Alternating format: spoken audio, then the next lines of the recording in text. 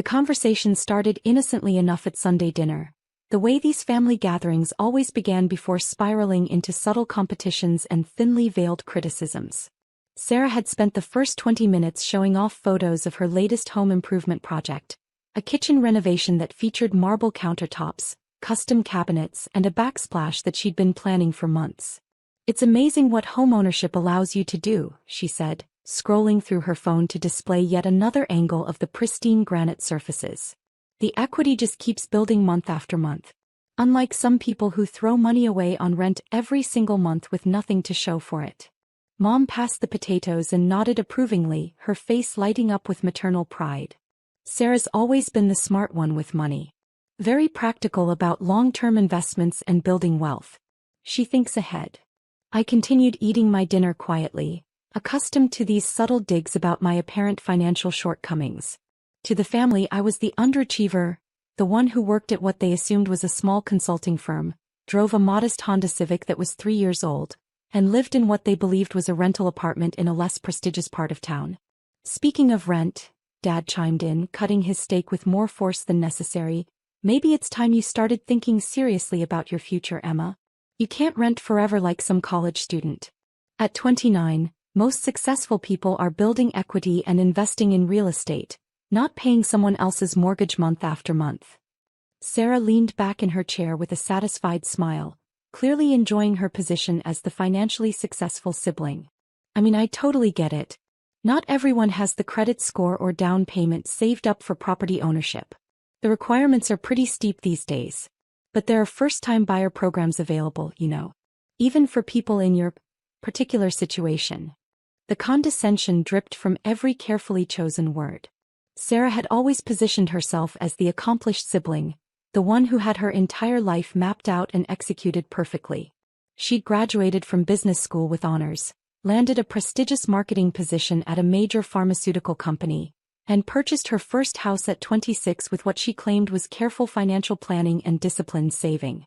Meanwhile, I was just Emma, the quiet one who kept to herself, never seemed to amount to much professionally, and appeared content with a modest lifestyle that screamed underachiever to anyone paying attention.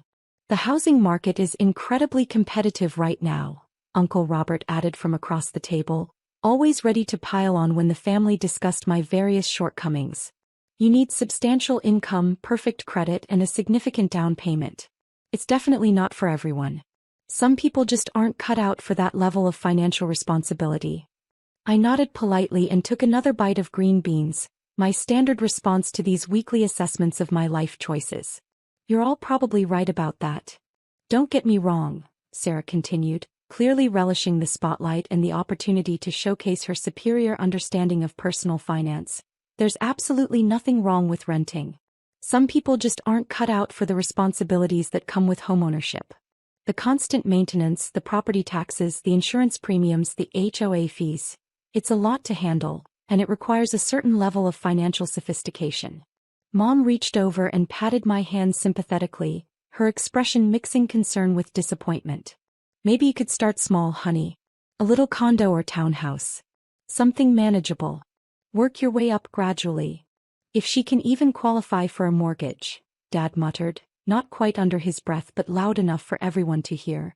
The family dinner continued for another hour and a half, with more detailed stories about Sarah's home improvements, her recent promotion to senior marketing manager, and her ambitious 5-year plan to upgrade to an even larger house in the suburbs with a 3-car garage and a swimming pool. I listened quietly, occasionally nodding when someone addressed me directly, maintaining the role I'd played for years. As we were clearing dishes and preparing dessert, Sarah cornered me in the kitchen while the others moved to the living room. "I hope you don't take what Dad said too personally. He just wants to see you succeed and build something meaningful. We all do, really." "I know," I replied, methodically rinsing plates and loading them into the dishwasher. "If you ever want some advice about getting pre-approved for a mortgage or connecting with a good real estate agent, I'm totally happy to help. I know this amazing woman who specializes in helping first-time buyers, especially those working with more limited budgets. She's very patient and understanding about different financial situations." I smiled and thanked her for the generous offer, maintaining the facade that had become second nature over the years. The drive home gave me time to reflect on the evening's conversation and the familiar patterns that had emerged. This wasn't new territory. These family dinners had followed the same basic script for years. Sarah would showcase her latest achievement or acquisition. The family would praise her financial acumen and forward-thinking approach to wealth building, and I would sit quietly while they discussed my apparent lack of ambition and questionable life choices. What they didn't know, what none of them had any idea about, was that I'd been paying Sarah's mortgage for the past 2 years. It started small and innocuous, the way these things often do. Sarah had called me in tears about 18 months after buying her house, explaining through sobs that her marketing job wasn't as stable as she'd initially believed. The pharmaceutical company was going through a major restructuring, her entire department was being eliminated, and she was facing a 3-month gap in employment while she searched for a new position. "I don't know what I'm going to do, Emma," she'd sobbed over the phone, her voice breaking with desperation. "The mortgage payment is $3,200 every month, and I've only got enough in savings to cover maybe 6 weeks, maybe 8 if I really stretch it. I can't lose this house. Not after everything I went through to get it, all the sacrifice and planning." She'd begged me not to tell the family about her situation. Her carefully constructed image as the successful sister was everything to her, the foundation of her identity within our family dynamic. The thought of Dad or Mom knowing she couldn't afford her mortgage payments was absolutely unbearable to her. So I helped, initially viewing it as a temporary solution to a short-term crisis.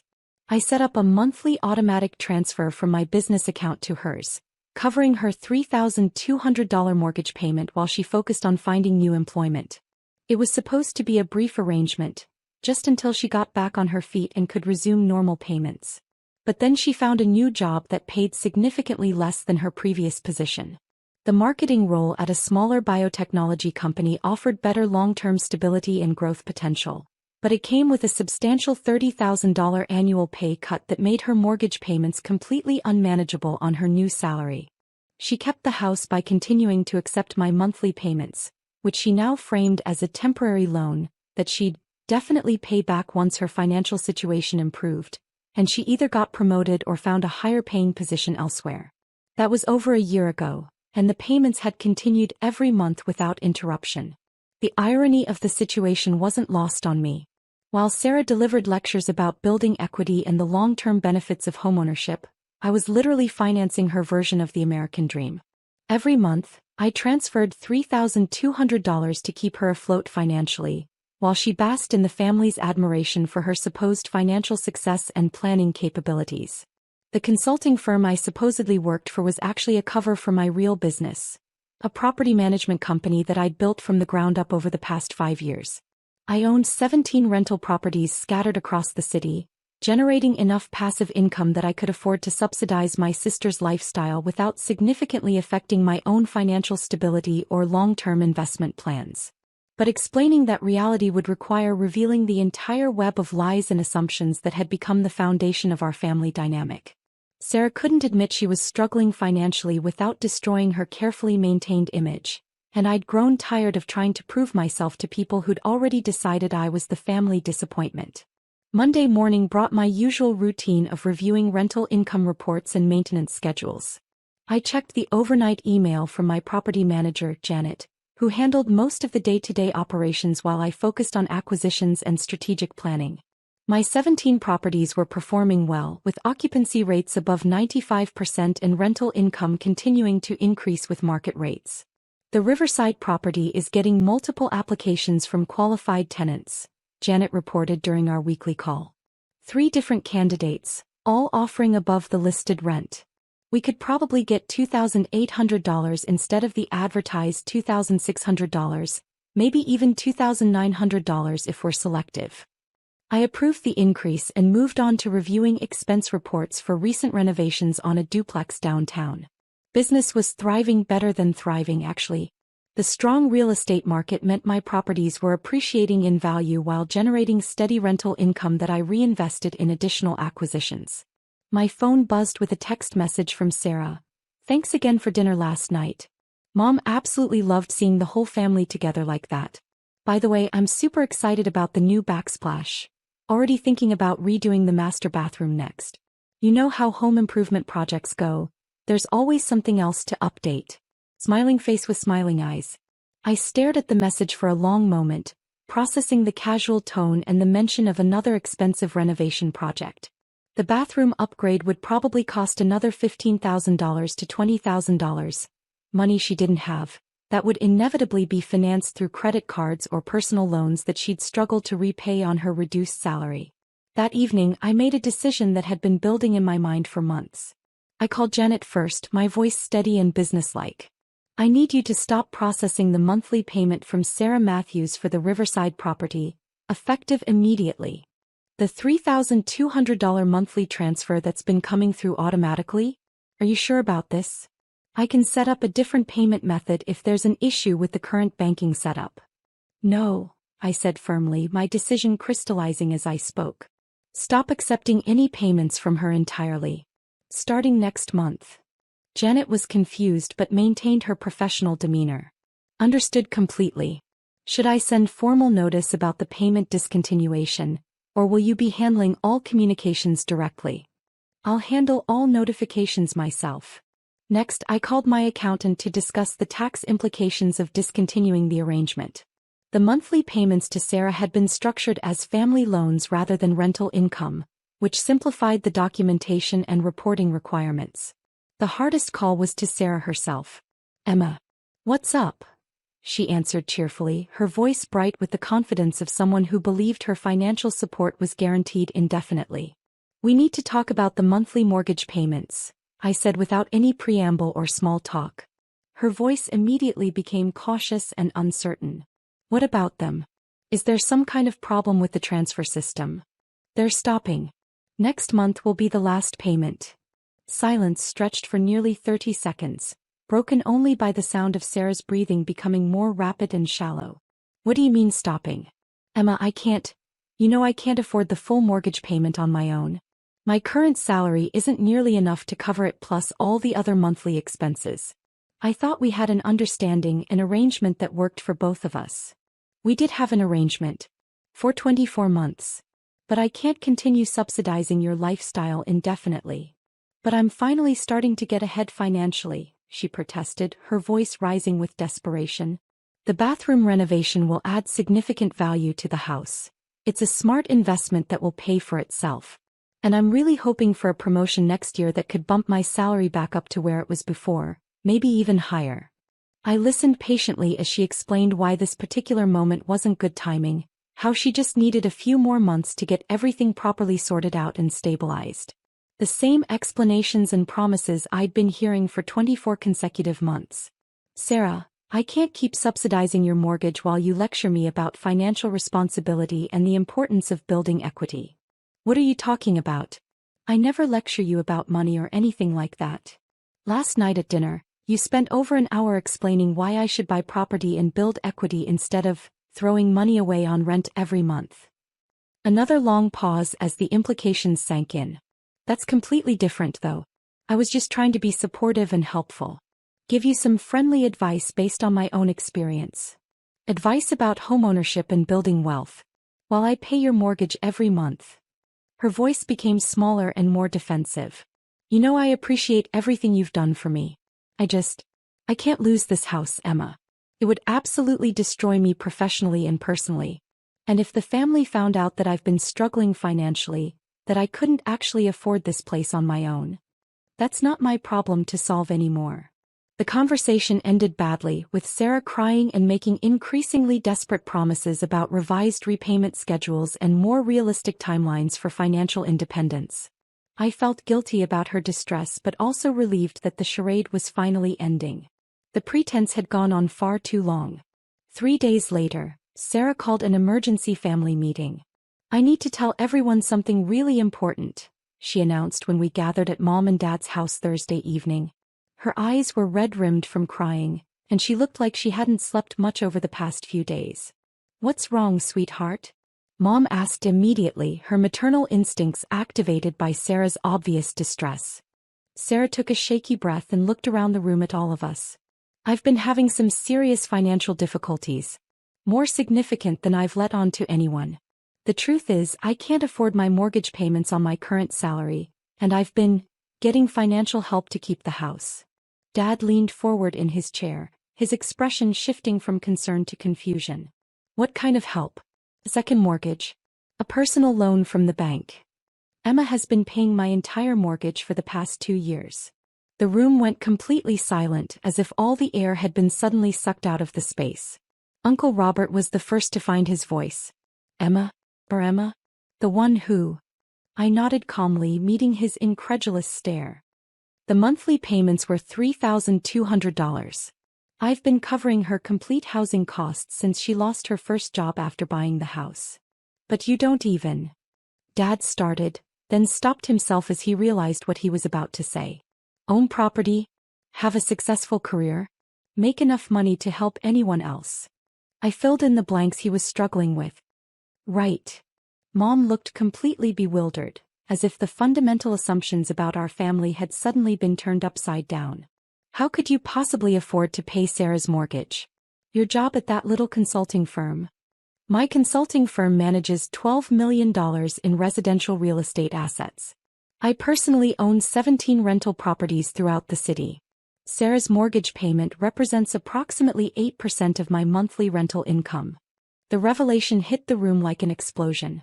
Sarah was crying quietly, embarrassed by the public exposure of her financial dependence. Dad's face had gone through several distinct color changes as he processed the information that completely contradicted everything he thought he knew about my financial situation. 17 properties? Uncle Robert repeated weakly, as if saying the words might make them make more sense.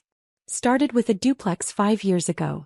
Used the rental income to qualify for investor loans on additional properties.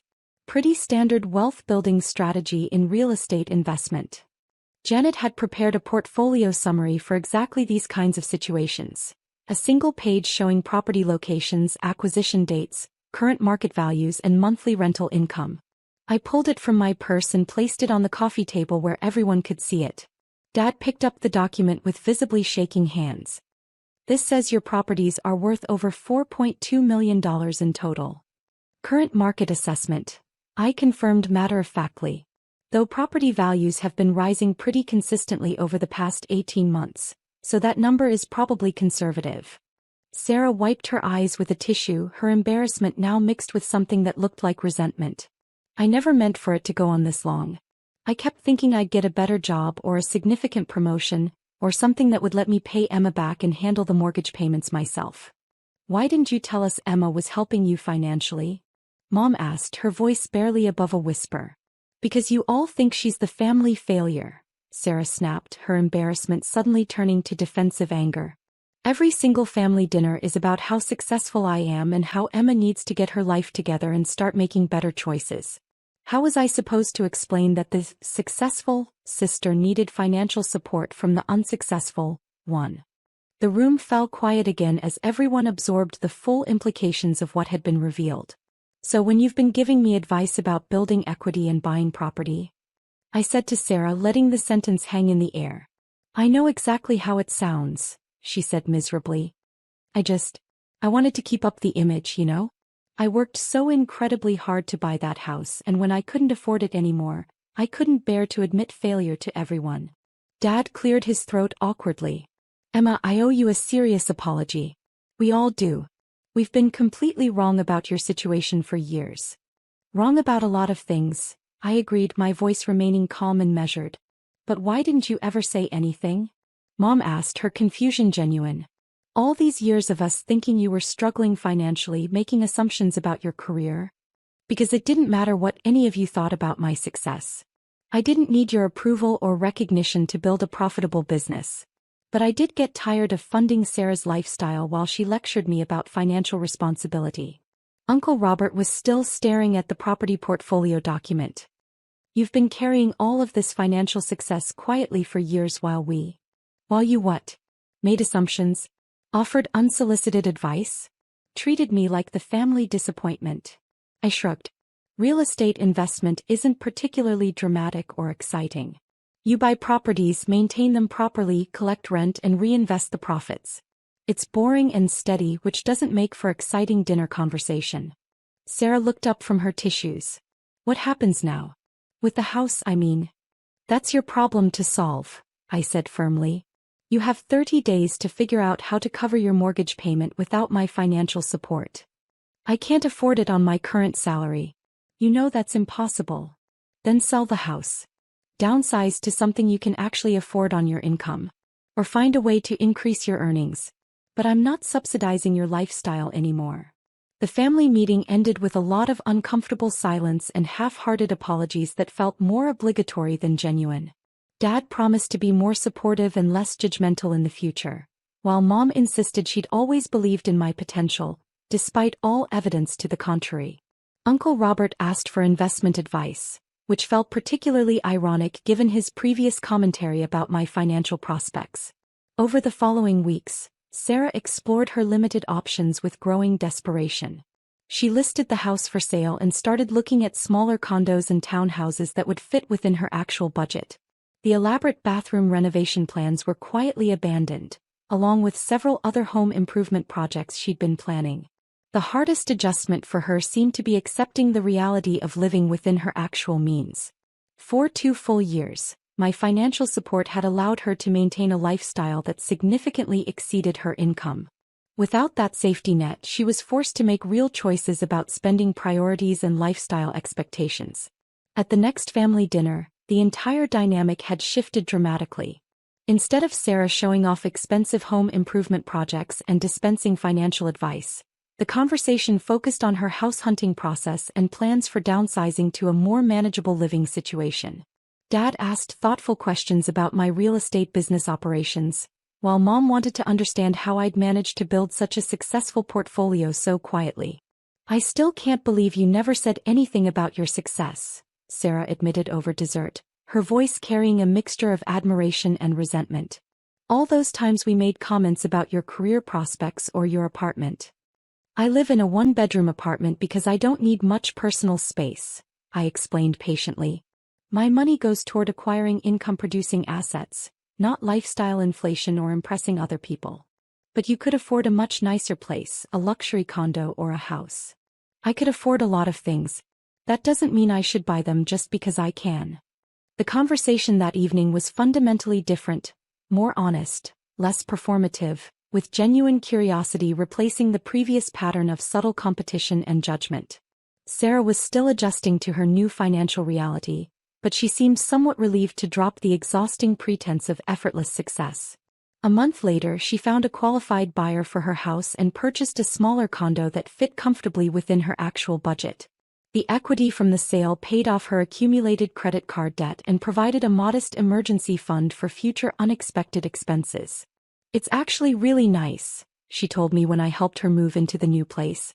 Smaller obviously, but I don't have to constantly worry about affording the monthly payments. And no more pretending to be something I'm not financially. The family dynamics continued to evolve gradually. Dad started asking for my opinion on financial matters and investment strategies, while Mom seemed genuinely interested in understanding how I'd built my business so successfully. Uncle Robert, perhaps most transformed by the revelation, had become almost deferential in his interactions with me. But the biggest change was in my relationship with Sarah. Without the financial dependence and the constant need to maintain false appearances, we could finally be completely honest with each other about our respective situations. She was working diligently on rebuilding her financial stability and independence, while I was learning to be more open about my successes and long-term goals. The Sunday dinners became more balanced conversations, with everyone contributing their perspectives rather than one person dominating with carefully curated achievement stories. Sarah talked openly about her job search for a position with better compensation, while I shared updates about property acquisitions and market trends. I still feel absolutely terrible about all those years of taking your money while simultaneously criticizing your life choices, Sarah said during one of our private conversations several months later. It taught me something valuable, I replied thoughtfully. Family support shouldn't come with strings attached or expectations, but it also shouldn't enable people to avoid facing reality indefinitely. Looking back, the 2 years of secret financial support had been both manageable from a business perspective and emotionally exhausting on a personal level. I'd gained important insights into the difference between helping someone through a genuine temporary crisis and subsidizing their permanent lifestyle choices that exceeded their actual means. Sarah's house sale closed on a Tuesday afternoon in November. That evening she sent me a text message. First mortgage payment on the condo, paid entirely from my own account. Feels absolutely amazing. Thank you for everything you did and for finally saying no when you needed to. The message felt like closure on a chapter that had defined our relationship for far too long. Sarah was learning to live authentically within her means, while I was learning to set appropriate boundaries that protected both my financial resources and my emotional well-being. The family had adjusted to a completely new understanding of everyone's actual circumstances and capabilities. No more assumptions about success or failure based purely on outward appearances or lifestyle choices. No more lectures about financial responsibility from someone who couldn't afford their own supposedly successful lifestyle. Most importantly, no more monthly transfers to maintain someone else's carefully constructed illusion of prosperity while being treated as the family disappointment who couldn't get her life together. That felt definitely worth celebrating.